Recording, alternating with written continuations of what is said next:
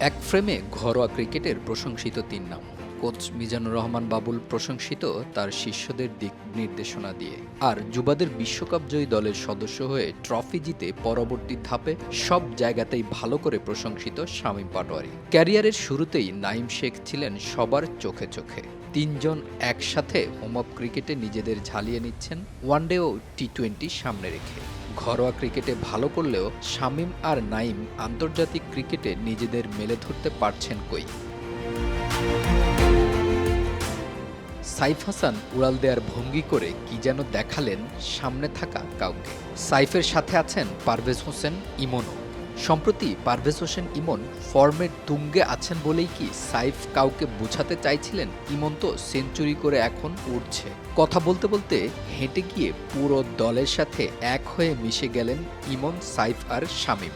যে মিশে যাওয়া ক্রিকেটের একটা প্রতীকী রূপও হতে পারে। দলের কেউ একজন নয়, এখানে ভালো করতে হয় সবাইকে। আবার অনেকেই ভালো না করলে হাল ধরতে হয় একজনকেই। প্যান্টের ফিতা বাঁধতে বাঁধতে হোম অফ ক্রিকেটের সবুজ ঘাসে হাঁটছেন হৃদয়।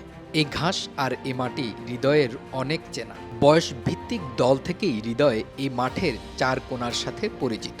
তবে বিগত কিছুদিনে যে অভিজ্ঞতার মধ্য দিয়ে গেলেন তা নিশ্চয়ই হৃদয়ের জন্য নতুন কিছু। প্রফেশনাল ক্রিকেটার মানেই যে কোনো বাধা অতিক্রম করে সামনে এগিয়ে যাওয়া, জয়ের লক্ষ্যে অটুট থাকা। সে পথে হৃদয়ের এগিয়ে চলা একাই। এক লাফে ধরতে গিয়ে সাকিবের হাত থেকে পানির বোতল ছুটে গেল। যেন টেস্ট ক্রিকেটকে এভাবে ধরতে গিয়ে আবার হাত ছাড়া হয়ে যাওয়া। তবে এর মানে এই না যে আর ধরা যাবে না। সাকিব দ্বিতীয়বারে বোতল ধরেছেন এবং পানীয় পান করেছেন, আর এমন করেই আবার ফিরবেন টেস্টেও। হয়তো দ্বিতীয়বার ফিরলে আর এমন হুট করে হাত ছাড়া হয়ে যাবে না। যদিও এই বাদ পড়া পুরোটাই দলের কম্বিনেশনের জন্য।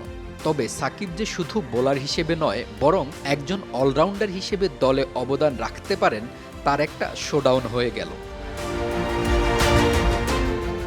সাইফুদ্দিন, মোসাদ্দেক আর রিশাদ, তিনজনের গল্প লিখতে তিনটি ভিন্ন প্যাকেজের প্রয়োজন। রিশাদ তার আপন গতিতে চলছেন, কিন্তু সাইফুদ্দিন আর মোসাদ্দেক যেন এক বিরাট আক্ষেপের নাম হয়ে উঠছেন দিন দিন।